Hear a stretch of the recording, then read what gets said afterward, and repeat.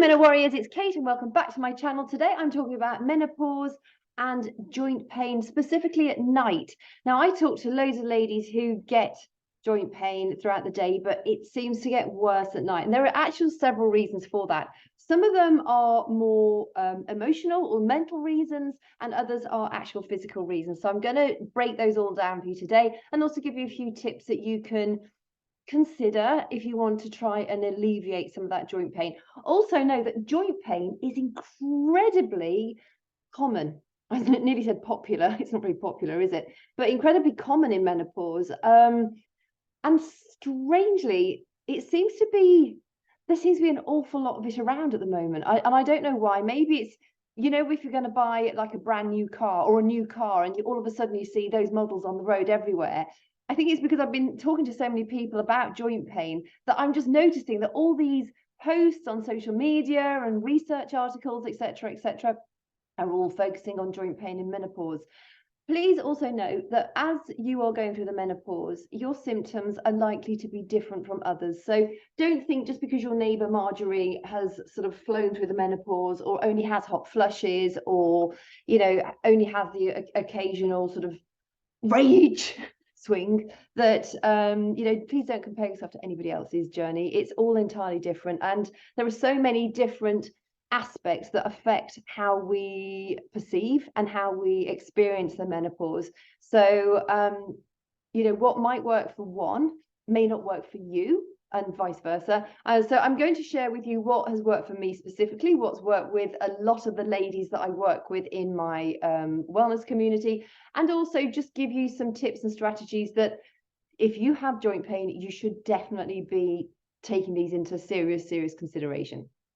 So firstly, it's falling estrogen. Oh, you've not heard that before, have you? That causes our connective tissues to constrict, to lose their flexibility. Like our skin, we're getting more wrinkles, we're getting more saggy. Well, that's not just happening on the outside, that's also going on the inside. So you may be losing firmness in your muscles and your tendons and your ligaments. Tendons attach muscles to bones, ligaments attach bones to bones, just to sort of clarify that. But what goes on out here also is replicated inside. So while we're drying up on the outside, we're also drying up on the inside. It's just such a luscious idea and thought, isn't it? But unfortunately, it's very true. So within our joints, the majority of our joints are synovial joints. Synovial joints have what we know is called synovial fluid, which nourishes the cartilage and the sort of tissues within that joint capsule.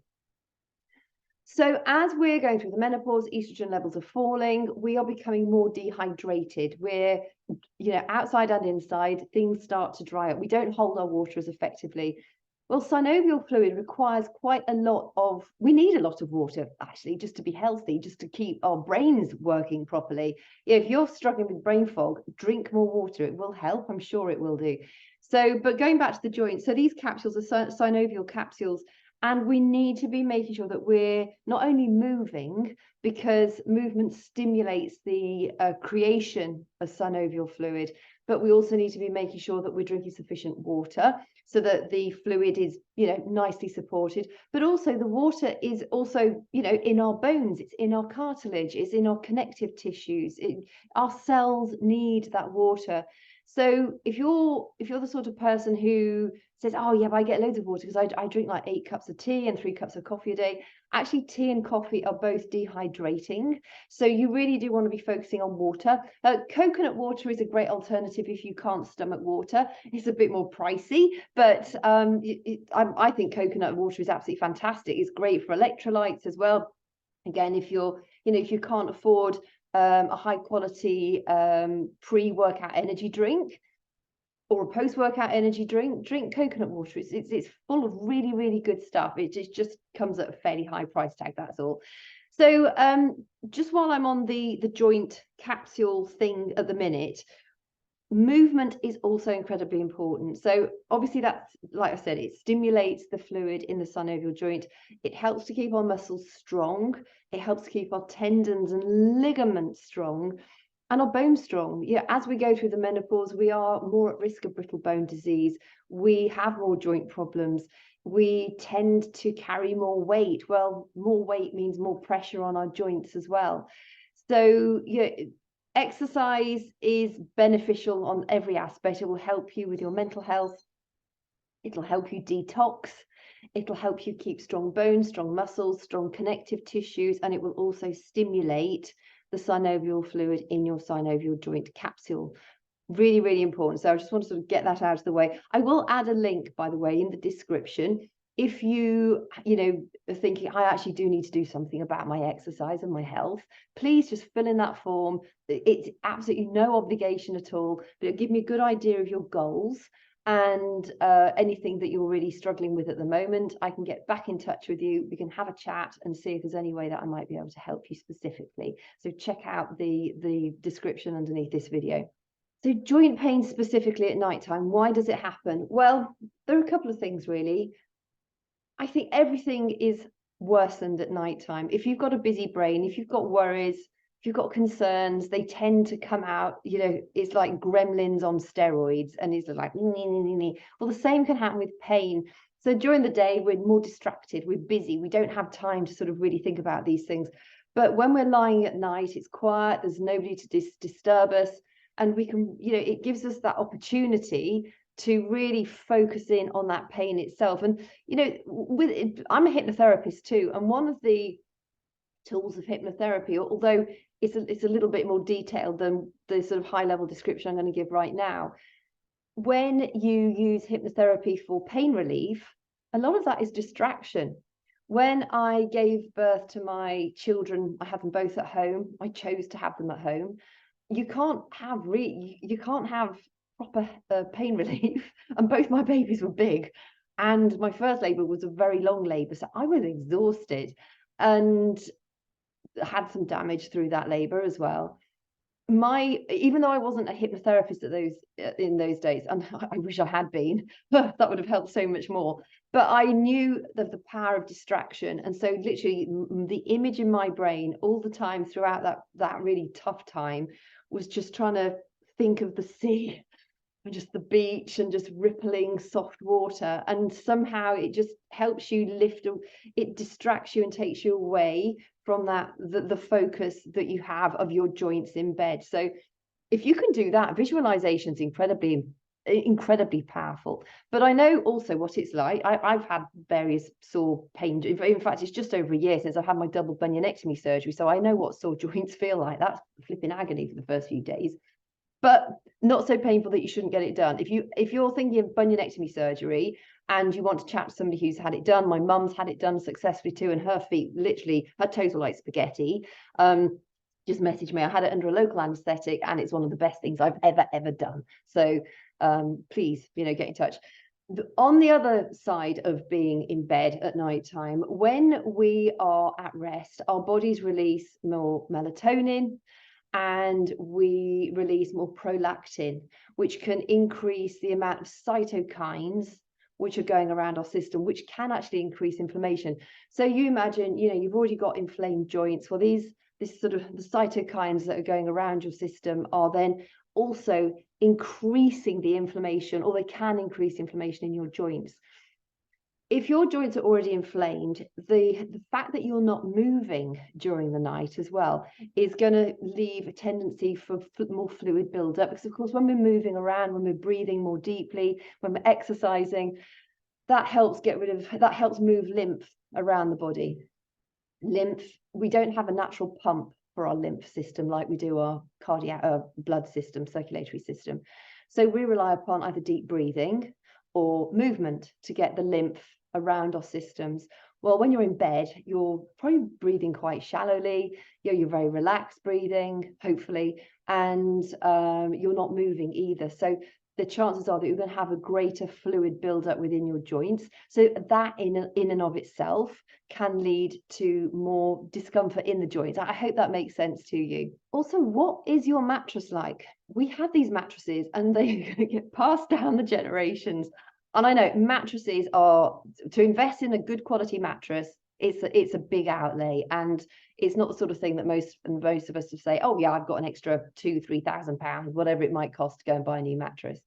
But these days, there are really good, high quality mattress toppers.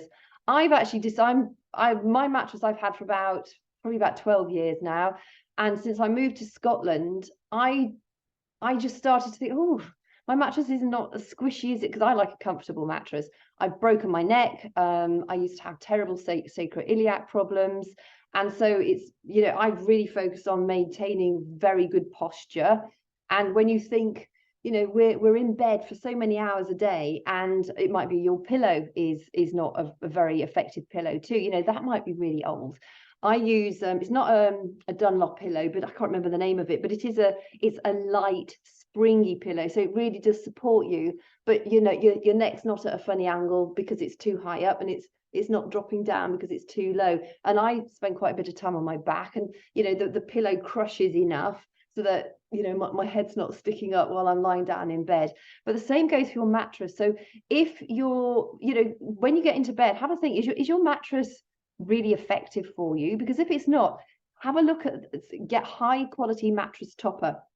I would get one that's, personally, because I've bought quite a few toppers in the past, I put them on all the beds because they make them really comfy. I would get for a minimum of 2 inches, possibly even a 3-inch thick one. Yes, it's going to be more pricey than a thinner one, but if you want a reasonably thick one, and ideally get one that's got the breathable holes in it as well, because the old sort of memory foam mattress toppers can get quite hot.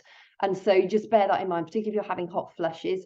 So make sure you get one that's got the sort of breathe holes in. It'll help you keep fresher, but it'll also help your posture while you're lying down in bed, because having good posture in bed will resolve a lot of niggles that you might already have. And then consider cooler bedding as well. I did invest in bamboo bedding and also silk bedding for a couple of reasons. They help keep you cooler, they're better for your skin. Although, to be quite honest, people who sell silk pillowcases sell it on the preface that it makes your skin look so much better in the morning. I actually don't think it makes that much difference, but it does feel lovely. But it keeps you cooler, it's breathable. And the other thing is, if you wear clothes in bed, when you're moving around and you've maybe got pajama bottoms on or socks or something, if you've not got slippy or silky sheets, you're always fighting against the sheets to actually move your pajamas around, and etc., etc. That over the course of a night actually can be quite aggravating. So maybe the other thing is get some silk. If you like pajamas, get some silk pajamas. If you don't want to change up your bedding, just clothe yourself in either bamboo or silk, so at least you're gliding around the sheets nicely, because that sort of thing over a long period of time does actually build up and have more of a negative impact on you. I swear by bamboo. I think if I had to choose between silk and bamboo, I'd probably go for bamboo, because it's just a little bit heavier, it drapes beautifully, it's really cooling, and it feels as silky as silk. So if you're sort of toying between the two, I would go for bamboo. It's slightly better value than silk is as well, as lovely as silk is. Being practical, I think I would choose bamboo. Other things that you can do before you go to bed is have an Epsom salt bath, or a bath with some healthy salts in it. Magnesium is basically, it's like a magnesium bath is Epsom salts, and that will help reduce joint pain. It'll help with sore muscles. You could always consider cold water swimming, cold water dipping. There's so much stuff out there about that being anti-inflammatory. You need to be brave, but there's a lot of people that do it. I have done it in the past. I haven't been brave enough to do it in Scotland yet, but in Cornwall, I love doing it. It takes me a while to get in, and I'm embarrassing on the beach because I make so much noise getting in. But once I'm in, it's just like, yeah, this is absolutely magnificent. My sister does it nearly every single day, and one of her friends, or well, several of her friends do it as well. And her husband, I mean, they're much braver than I am. I'm literally, I ponce around on the beach screaming, dancing. It's just like, I've always been like that, even as a child getting into a cold swimming pool. I just have to run around forever to get myself in it first. So also consider, have you got, or could your joint pain be a result of gout or pseudo gout? they're pretty much the similar sort of things. The differentiating factor between gout or pseudo gout is the types of crystals. I'm not going to go into that in any great detail. Gout itself tends to show up first in the big toe joint. Pseudo gout can be more, you know, knees, ankles, fingers, that sort of thing. But it could be that if you have a type of gout, that might be causing the problem. Well, if it's gout, you can reduce the amount of acidic foods that you're eating, reduce the alcohol, certainly reduce sugar, try and reduce your processed foods. Again, it's pretty much healthy lifestyle. Just eat loads more veggies. Fruit's healthy. Just cut back on the sugary stuff and the tea. That's acidic. Coffee is acidic. Alcohol is acidic. Meat is acidic. But then meat is such a great source of protein, and we need more protein as we're getting older, as we go through the menopause. Ideally, if you follow like a strength training program, I work out 5 days a week normally, and it's largely strength based. You ideally want to, whatever your ideal goal weight is. So say you want to weigh 140 pounds. As a menopausal woman who is strength training, ideally you want to be aiming to eat around 120 to 140 grams of lean protein. That is tough. And in fact, I will share this in the description as well with you. I shared this in my body confidence group not long ago, because I was looking at how I can improve or increase the amount of protein that I eat during the day. And it really surprised me. Even though I'm really conscientious about what I eat, I'm way under what I should be eating for my protein. So now I'm doing that. I know my results will become even faster. So please don't think you're going to eat so much protein that it's going to make you fat. It will have the opposite effect on it. So try it and see. So I will list those things that I was looking at specifically in the description, just to give you a good idea. So again, just to reiterate, if you want to weigh 140 pounds is your ideal weight, approximately, then you're looking to eat between about 120 and 140 grams of lean protein every day. And make sure when you're eating protein that you're considering, like eggs. Eggs are a reason, everybody thinks eggs are a really great source of protein. They're okay, but they're also high in fat. So they're not necessarily the best choice. One of the highest things is chicken breast, funnily enough. Chickpeas are brilliant. What was the other thing that I was looking at? There was a real sort of tempeh is brilliant. So I will list it for you so you can have a look. But just make sure that you're aware of the fact that you should probably be eating more protein than you are. And I know gout, we say, well, you know, reduce the amount of acid forming things that you eat. You've got to counter that also with the fact that you're menopausal and you need strong bones and you need strong muscles. So I would still keep eating the protein, and I would just cut out the caffeine. I'd cut out the alcohol, cut out tea, or reduce them significantly, and really focus on getting rid of all refined sugars. I think that would make the biggest difference to you if you can just get rid of refined sugars. So obviously I've talked about regular exercise.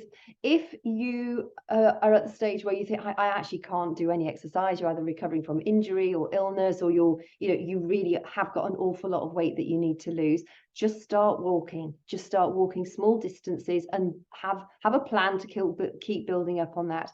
Another great thing, especially if you have sore joints, is swimming.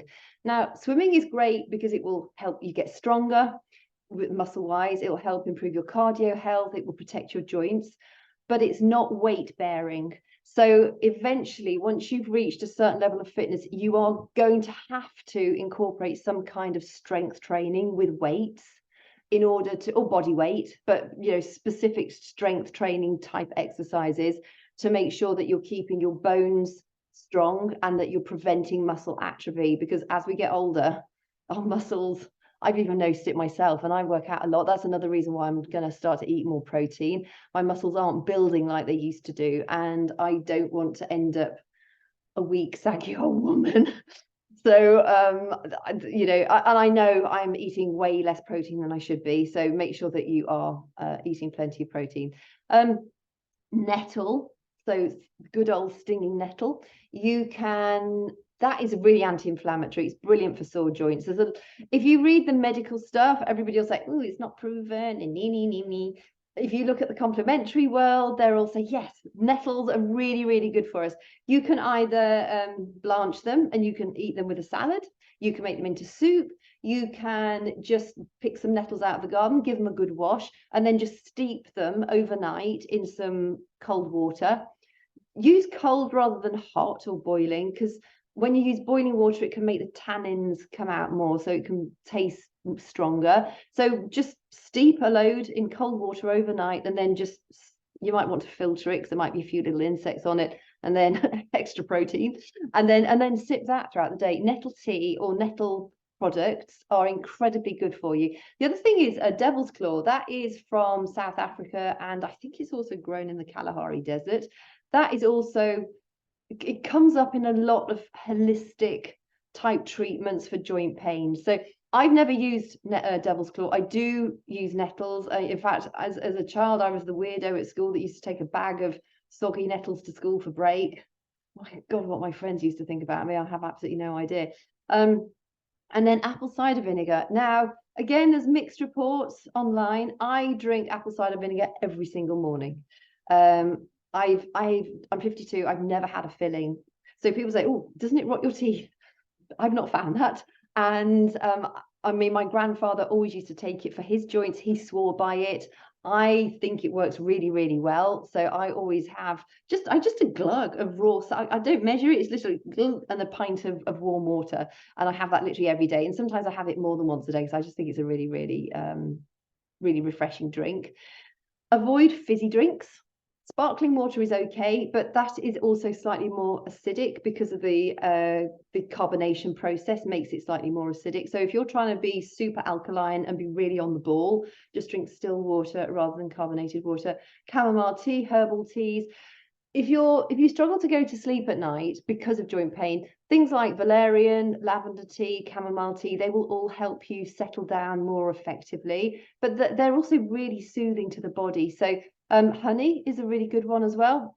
I know there are mixed reports on honey too, because it's the natural sugar and does it rot your teeth and da-di-da-di-da. I quite often have half a teaspoon of manuka honey in my coffee in the morning.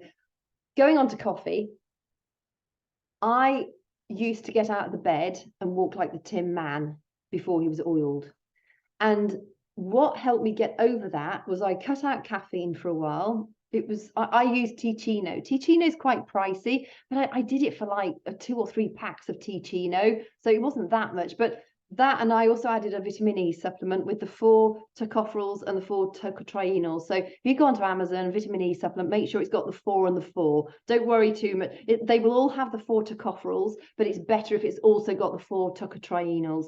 So that's what I did. I cut out caffeine for probably a month or so, a couple of months, used a vitamin E supplement, and my joints improved no end. Now I don't take vitamin E any longer, and I normally have 1.5 cups of coffee. It's nice coffee. It's not like the powdery stuff. It's posh coffee, whatever, the filter coffee that I drink, and it's not a particularly strong coffee, but I enjoy my coffee, and actually caffeine in small amounts is good for us. So I do treat myself to a coffee and a half every day. You may also be sensitive to the nightshade family. So the nightshade is related to the deadly nightshade. There are potatoes, bell peppers, tomatoes, I think chilies, aubergines. I knew there was another one out there because I love I eat loads of the nightshade family. But those might also trigger joint pain. So what you could do is try removing the nightshade family veggies out of your diet for a couple of weeks. See if your joint pain improves. If it does, the chances are it's that's triggering it. If it doesn't, well, you can go back to eat your favorite aubergines or whatever it is that you like. Also, citrus fruits can exacerbate joint pain. I would be just devastated if that was the case in me, because I cook with citrus. I love citrus. But again, try cutting out your lemons, your limes, berries, although berries are really good for us. But just try it, cut it out for a week, 10 days, see if you notice any difference. If you don't, reintroduce them. I'm a great one at trying, just remove things for a while, track what you're doing. and just make sure that you're noticing, has that pain gone or has it subsided? Because if it is improving, then you know that food group that you've just removed, there's something in there that's triggering it. If you love citrus, what I would suggest is just cut it all out for maybe 2 weeks, so you've got a good clean sweet, and then just reintroduce like lemons or oranges. Do one at a time, and then you'll know if if that has a negative impact on your joints again. None of these things are like quick fixes, but I think within a couple of weeks you should easily know what's going on, what is triggering your joint pain. I think it's good to know that a lot of it is what we can resolve a lot of it. So I would highly recommend, buy some nettle tea if you haven't got your own nettles, or you don't want to make your own nettle drink. Try chamomile teas. I drink a chamomile tea every night. In fact, mine's normally mixed with valerian and lavender as well, but that helps me go off, and I sleep in fact, I sleep really, really well. Think about changing your mattress or putting a high quality topper on it. Consider what's your pillow like. Do you lie on your side more, or do you lie on your back more? If you lie on your back, you only need something very thin to sort of give a little bit of cushion to the back of your head, just to support the weight of your head. Take as much sugar out of your diet as you can, and eat plenty of green leafy vegetables. Get enough protein. I think you'll be really surprised. Make sure you have a look in the description of those protein sources. And I just hope you found that helpful. And exercise. I always come back to exercise. You're just, oh God, she's so boring. She always talks about exercise, but it is so true. It helps us on so many different levels. So thank you so much for your company. Make sure to subscribe if you're not subscribed already. Follow along. You can always find me on Instagram at Kate Hartley UK. I share a lot more about my sort of daily stuff there, and would love to give me an opportunity to get to know you better too, because on YouTube commenting is not so easy, and it'll be fun to sort of build that relationship on maybe Instagram, or I'm same on Facebook, so we can actually chat a bit more easily together. So again, thanks for your company. Have a fabulous week, and I'd be really interested to know too, drop it in the comments if you've tried any of these things that I've suggested. If you have gout, if you have joint pain, what have you found that works for you? Because you leaving comments below will help other people who might fall upon this video and just be looking for some help and support. I think the more we can sort of share resources together, the better it is for everyone. So anyway, have a great week. Chat to you soon.